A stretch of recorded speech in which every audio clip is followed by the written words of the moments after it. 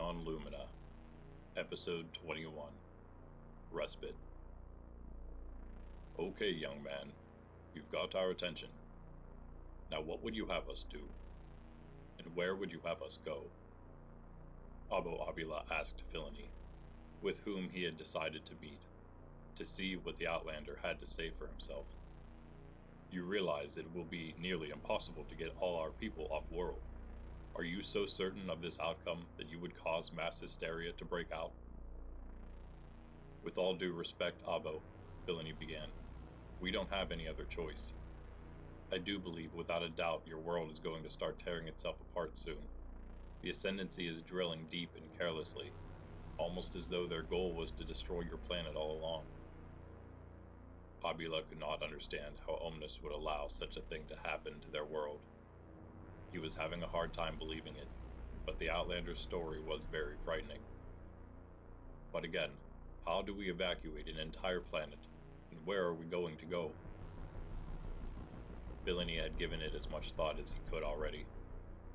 Honestly, I don't know how many safe options you have, but I think one of the best and closest places we can go is the moons of Brunio. They're independent of the three major powers, and I don't think they would have too much problem taking you in. They're small, but so are you, and there are at least three of them to hopefully lighten the burden. It's not like you guys take up that much space anyway. All right, Abu Abila replied after a deep sigh. It does not sound like we have any other choice. Fility, was it? And Usion? Usion, standing next to them, nodded in confirmation. I cannot believe I am saying this. Omnis, help us. But I am putting the lives of our people into your hands. Please save us.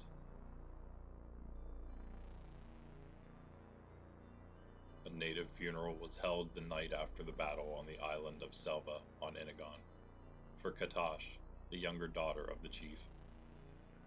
Aezic and the others attended the somber ceremony, as the natives mourned her, as well as the others they lost in the fight. Chief Oshu had barely spoken to anybody other than to direct Aezic and Ankh, and his elder daughter, Kita, was also still in partial shock, the full force of the loss having yet to become reality for her. Aezic's mind, however, was elsewhere. The previous night, he was reunited with his subordinate, Jay, and many grim truths were revealed, the greatest of which being that, somehow, the Royal Ascendancy and the Free World Alliance were, in Jay's words, one and the same. Aezic was not sure what that was supposed to mean, but he knew that something big was wrong, and he also knew that his own commander, Captain Hadrid, was somehow involved. His memory loss, however, kept him from knowing anything for himself. Jay also told him that Ravina was once again under attack, and as much as Aezic wanted to stay to help the Inagonians, with the new information about the Alliance, Aezic thought it was more dire than ever that they secure Ravina. But Jay seemed to think Aezic needed some real medical attention, and insisted they return first to the flagship, which would hopefully only set them back a couple universal rotations. The rotation after the ceremony, Aezic broke the news to the still grieving Chief Oshu. I'm sorry to leave you just after we've begun something here, but my own planet is now in grave danger from the same foe, and perhaps an even greater one based on the news I've just received. But I promise you, we will return as soon as we can, and help you liberate your world. In the meantime, any reinforcements we can send your way, we will. Oshu's hope had waned more and more ever since the battle had ended. I understand, and you must go, the chief replied, and we will hope for your speedy return. But against a foe with such immeasurably superior weaponry, what chance do we have, even with your help? We will return, Aezic repeated, and we will come back with all the firepower we need to finish things once and for all here. In the meantime, we will be forcing the Ascendancy to answer our moves in other parts of the system. Hopefully that'll keep reinforcements from coming here for a while. Go then, the chief answered, and hurry. Do what you must, and return if you can. I hope to fight side by side with you once more, and if I do not see you again, it was an honor to meet you, Aezic Zin of Ravina. And same to you, Chief Oshu of Inagon. Aezic and the chief clasped arms. If I believed in destiny, I would have to think our meeting would qualify. With nothing more to say, the chief and Aezic parted ways. Aezic convened with Vala, Rosario, Glaus, Artis, Grimm, and the Costian citizens, and proceeded together to the Ravinian cruiser on which Jay and the others had arrived. With all due respect, Lieutenant, Jay began when they arrived, as he eyed the very odd assortment. How do you know you can trust any of these people after what I told you? You know how critical our situation is. I don't think I can in good conscience take them where we are going. We can at least take you all back home, he then said to the Costians. You said they were from Kostia, Aezic? Oh, Lumina, Zario suddenly started in alarm. Kostia. Kostia is in trouble. We need to get back there right now and warn everyone. They need to evacuate the planet. The Ascendancy is going to destroy it. Sarge, did you see that? I sure did, Red 2. I think those boys just broke into that back gate. Commander, come in.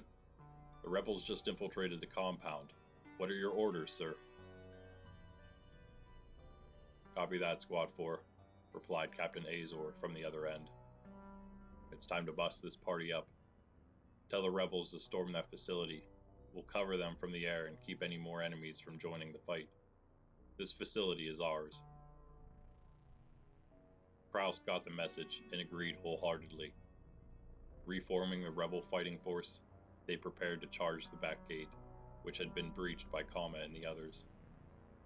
Meanwhile, the Ravinian military bombarded the Ascendancy ground forces, creating for the rebels a clear path inside. Koma, the leader of the rebels, and Barnes, his right-hand man, along with Hawk, Valanth, Mecca, and Argyle, were already making their way through the military wing of the compound, which had many similarities to the one they were familiar with already in Animov. And as always, what the Ascendancy hoped to make up for with sheer numbers, they lacked in training and skill, and so the 6 elite warriors advanced rather quickly through the inner defenses. Soon they were met by more of the rebel forces, and broke through to the main hangar, with the control center in sight. We hold the line here, Koma shouted to his allies over the firefight. Turning to Barnes and the 4 mercenaries, he said, Let's bring down their defenses. Get to the control room. Just then, however, a massive aether plate dropped from the ramparts above, leading to the control center. Inside was a large chunk of Ascendancy officer, known as High Leader Slam. Oh, just missed, he said, looking for his prey. Argyle had noticed the huge soldier appear from the doorway and make his entering leap right towards Mecca, so he grabbed her and threw her out of the way, jumping to the side himself to avoid the crashing man. What kinda... Kama began. Man, you are asking for it, aren't ya?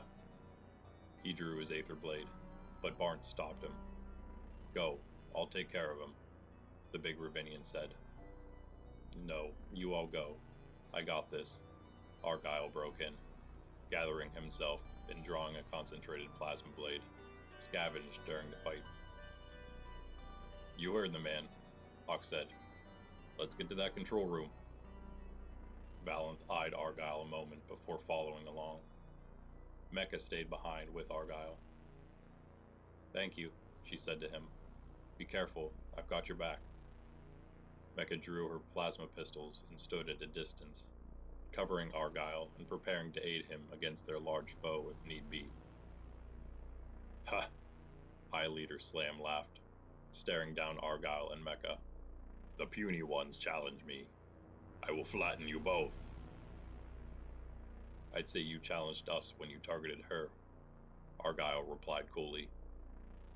Slam then charged the two with a concentrated plasma blade, but he was certainly no expert bladesman.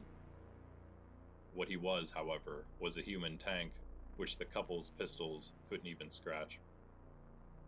Argyle's speed and dexterity outmatched High Leader Slam's brute strength and impenetrability, but the overly thick aether plate the High Leader wore made it hard to make a mark, even with the concentrated plasma blade. Meanwhile, Coma, Barnes, Hawk, and Valanth continued down the corridor that led to the control center of the compound. They, however, met more resistance and were pinned down for a moment before Barnes unholstered the handheld plasma cannon. "Man, are you crazy?" Hawk shouted, then ducked down with the others as he released a shot, which nearly blew the entire corridor apart. "Ah, come on." Hawk started again after the blast had cleared. This was my favorite coat. His long brown jacket had been more than singed in the explosion. "The control room's been breached. Let's go," Coma shouted to the others. "You won't be going anywhere," someone said from within the room. "Kill 'em, boys." Then out came two muscular Ascendancy officers, two leaders in particular, each wielding two concentrated plasma blades. Valanth immediately began firing on them without hesitation, forcing one to keep blocking the expert marksman, as Barnes charged the other with his two-handed aether blade, too proud a Ravinian to use the concentrated plasma blade he himself had. "Get going," Valanth said to the others. Entering the room, Coma and Hawk were met by another speeding concentrated plasma blade that nearly decapitated the rebel leader, if not for his lightning-quick reflexes. Coma already had his own aether blade drawn and took a fatal counterattack at their assailant, missing the blow by a hair. It was Master Omen. "I've had enough of both you mercenaries and you rebels," the Ascendancy leader bellowed in anger. "I'll put you both down, right now." He took another swing at Coma, who blocked quickly, then dodged, not allowing the concentrated plasma blade to cut too deeply through his Aetherium weapon. Hawk, meanwhile, dashed for the main control console, the rest of the Ascendancy soldiers having fled, save for one who now shot at Hawk. He ducked behind a data station and took a glance at his attacker. "Now I was gonna say," he began, "that voice earlier was way too pretty to be old Baldy over there. By whom do I have the pleasure of being shot at?" "Don't taunt me, you fool," a female Ascendancy officer shouted back. "My name is High Leader Seer, and I've killed much more skilled warriors than you, mercenary trash." "Wow," Hawk replied over the sound of battle. "I guess I'll just have to surrender then." "Stop it," High Leader Seer screamed back. "You're going to pay for your lack of respect, you worm. Do you think those two elite swordsmen out there follow me because I'm weak? I will make you run the moment you—" Hawk had snuck up behind the High Leader and knocked her out cold swiftly with his villainy-made stun staff. "Sorry about that," he said afterward, "but we got a war we need to win. Maybe I can make it up to you later." Hawk then quickly made his way to the main control hub, and with his advanced technological knowledge, in particular for that of Ascendancy technology, he disabled both the shield and the weapons of the bunker. Outside the now defenseless compound, the Ravinian ships were free to establish a defensive position. "Great job in there," Captain Azor said through the comms to the sergeant within the facility. "We will remain out here awaiting the Ascendancy's counterattack. Get those defenses back online as soon as you take the facility." "Copy that, sir," replied the Ravinian sergeant. "We have nearly secured the hangar. The rebels will be sending up some of the Ascendancy ships when we can to give you some more support out there." "Good," said Azor. "I'm sure we will need it. But for now, we're sending a few squads down to help you finish things in there." Two frigates then broke from their defensive formation and landed near the back gate of the facility, and 18 soldiers went inside to reinforce their allies. In the hangar, Argyle continued trying to evade the huge frame of High Leader Slam. as he and Mecca both tried finding any weak point in his defenses.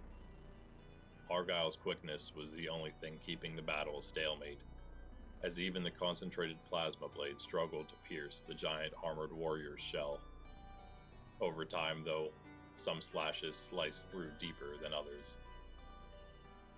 On the level above, Valanth and Barnes continued battling two other Ascendancy leaders in the blast-burn corridor outside the control room. The two expert bladesmen were indeed skilled, but Barnes had inherited a bit of a reckless streak from his best friend, and wasn't afraid to engage one of them with full force. Once Barnes realized he was stronger than his opponent, he quickly closed the distance, made a lunge for one of the blade hilts of the warrior he faced, and gave the big man a swift headbutt, dazing him and knocking him backward. Barnes then finished his foe with a fatal blow from his Aether Blade, then turned and struck down the one fending off Valanth before he could react to his ally falling. Valanth and Barnes then covered the control room from both sides, Valanth clearing the corridor back to the hangar, where he saw Argyle still struggling to bring down the heavily armored High Leader Slam. Valanth watched for a moment, picking off the few other Ascendancy soldiers who were still left in the hangar. The rebels had nearly won the fight already. Finally, he decided to take a shot at the Ascendancy leader, which scorched the back of his armor, but only managed a glancing blow. It did, however, cause High Leader Slam to turn and face Valanth just long enough for Argyle to embed the concentrated plasma blade in the big warrior's armor, which seared through it and dealt a final blow to Slam. With their commanding officer defeated, the few remaining Ascendancy soldiers surrendered inside the hangar, and the rebels won the facility. Within the control room, Coma continued to duel Master Omen, who struggled to match the youthful vigor of the rebel soldier. His experience only took him so far, as his body could no longer react the way it used to. Knowing he wasn't going to be a match in a one-on-one fight with Coma, Omen took the first chance he saw to flee from the control room, running first into Barnes, then turning toward the hangar, where he was then face to barrel with Valanth's plasma rifle. "And now you are mine," Valanth said to Omen, then executed the Ascendancy Master without a moment of hesitation. Running from the room, Coma and Hawk saw the slain Ascendancy officer. "Well, that's that, I guess," Coma said. Hawk again looked at Valanth curiously, and a little concernedly now. Back inside the control room, the group took High Leader Seer captive, along with the rest of the soldiers in the hangar who surrendered. Hawk disabled any potential self-destruction or override systems that the bunker had, so that they were safe within. Hawk and Valanth then went to the hangar with the captured High Leader and met up with Mecca and Argyle. "I had that under control," Argyle said to Valanth as soon as they arrived. "Didn't look like it," Valanth replied shortly, then glanced at Mecca. "Let's get these ships into the sky, everyone," Hawk said to his friends, as well as the group of rebels still celebrating their overwhelming victory. Once they finally began to account for what vessels they had, they opened the hangar and sent most of the Ascendancy ships into the space above the facility. The Ravinian cruiser commanded by Captain Aezic Zin then docked inside the hangar, ready to meet the rebels who kept the spark of hope alive on their homeworld. Valanth then asked the others, "So what do you say we get our ship back and head back for our friends? The Ravinians should be able to handle things from here, especially once the Alliance sends reinforcements to Cronus." "Yeah, I guess we've done our part here," Hawk replied. Then they went back to the control room, where Coma, Barnes, and the other rebels were already in the process of converting it to their own headquarters. "Our mercenary friends are back," Coma announced, seeing the four arrive. "Thank you for everything. I'm sure we couldn't have done this without your help. As far as I'm concerned, you're part of the team." "I'm glad you think that," Hawk said, "because we were hoping you wouldn't mind giving us our ship back, now that you've got a hangar full." We were hoping to go find the rest of our friends. What, really? Koma asked, a little stunned. The vessel of destiny is your ship? The one we found in Animov? Yeah, that's right, Hawk affirmed. Wow, now that is crazy, Koma mused. What are the chances we'd find your ship there, then find you? Pretty serendipitous, I guess, Hawk replied, still not wishing to reveal to their new friends that they were part of the enemy ranks in Animov not many rotations ago. Well, I guess it's the least we can do to help you get back to the rest of your crew, Koma said. But I know a couple people who are going to be a little heartbroken, or just outright mad. Koma opened communications with the Fangcrest, or as he called it, the Vessel of Destiny. Breen, Jakal, I got some bad news. The mercenaries helping us are the owners of the Vessel of Destiny. I'm afraid we're going to have to give it back to them. What did you just say, Koma? An angry young woman shouted on the other end. This is our ship now. Did you even put up a fight for it? Koma rolled his eyes. I said I'm sorry, Breen. What more do you want? It's not ours, it's theirs. They really like it too, apparently. Well, we aren't docking in the hangar then, Breen shouted back at them. Jakal, turn around. Now, came another voice through the comms, that of an old man. Don't be like that. We're approaching now, Koma. See you in a few minutes. They sound charming, Hawk said after they cut communications. Yeah, sorry about Breen, Koma laughed almost nervously. She can be pretty fiery. If she hates you all now, though, don't take it personally. She really liked that ship. Sure, why would we take it personally? Hawk joked. Before Jakal and Breen arrived on the mercenaries' frigate, however, Azor and Baroque arrived in the control room, escorted by Proust. Commander, Proust said to Koma as they entered, this is Captain Aezic Zin and Lieutenant Baroque Ancor of the Ravinian military. All four mercenaries, Hawk, Balanth, Mecca, and Argyle, looked at the newcomers in surprise. What's happening, General? Sergeant Major Ravim asked Vorian when the Alliance forces had assembled at the fort. The transmission we were receiving from the Ravinian military housing the citizens in Bikaron has stopped. General Vorian replied, there seems to be some Ravinian rebels causing a stir. Have you dealt with them in the past, Ravim? Do you know what they want? I've heard some scarce reports here and there, the Sergeant Major started, but I didn't think they would have the numbers to take down the Ravinian military forces, even as depleted as they are. Shall I take my squad down there to help retake the facility? Those citizens may be in danger. Ravim's subordinates were not in attendance, but they were with the Alliance forces at the fort, save for Vala, Malun, and Dodds. The general creased his brow in thought. We don't have the forces to spare, but we cannot allow the Bikaron bunker to fall like the one in Animov. Go, Major, and give us an update on the situation. We will have to go from there. Yes, sir. I will leave immediately. Ravim saluted the general and the other officers present, then sought his team of 5. They, however, were on their way to him as well. Sir, Corporal Tice began when they found him. Master Sergeant Malun has made contact with Private Zawapika. Ravim turned to the young woman. Yes? What did the sergeant say, Private? Sir, Zawapika hesitated, afraid now of her own commanding officer because of what she had seen a rotation ago. Master Sergeant Malun reported that she and Corporal Dodds have arrived in local space and were able to get through the blockade from the north and should arrive shortly. She said she couldn't reach you. I told her you were at the officers' meeting, sir. That's good news. Thank you, Private, Ravim answered, pleased indeed with the turn of events. Our team is nearly back together, just in time for us to go take care of a group of rebels who chose to attack at Ravina's most vulnerable moment. We will show them justice. Malun and Dodds did arrive shortly after, and the rest of the squad was waiting for them in the hangar.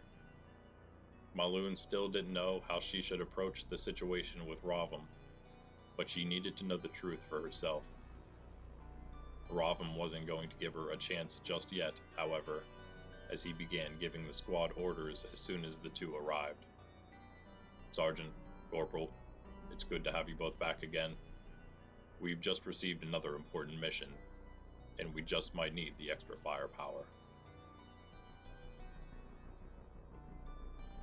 Did you just say Zin? Hawk asked in shock. I did, replied the newcomer sternly, eyeing Hawk and the others warily. And who are you? Baroque, Azor's lieutenant and brother-in-law, moved his hand to the hilt of his aether blade in warning. We actually happen to be friends of your brother Aezic, Hawk answered uneasily, seeing the lieutenant's action and putting his hands up. I guess it shouldn't be a coincidence we would meet you here of all places, though. That doesn't tell me enough, Captain Azor shot back. Now that I get a look at you, I remember your faces. You're some of the mercenaries wanted along with Aezic. Why are you here, and what do you want with my brother? Hawk glanced at the others, who were going to keep letting him do the talking, then to Koma, who was leaning against a data station, looking at him, seemingly just as interested in the answer Hawk was going to give. Okay, sure, Hawk started. Well, it's kinda a long story how we met Aezic, but are mercenaries of a sort, from Dalsine. You're right about that. You know, it's actually kind of funny the way it happened. You see, just then, saving Hawk from thinking of a story that didn't involve them helping the Ascendancy secretly take Ravina, one of the Ravinian soldiers in the air contacted Azor urgently over his communications device. Sir, we've got company. It's an Alliance frigate,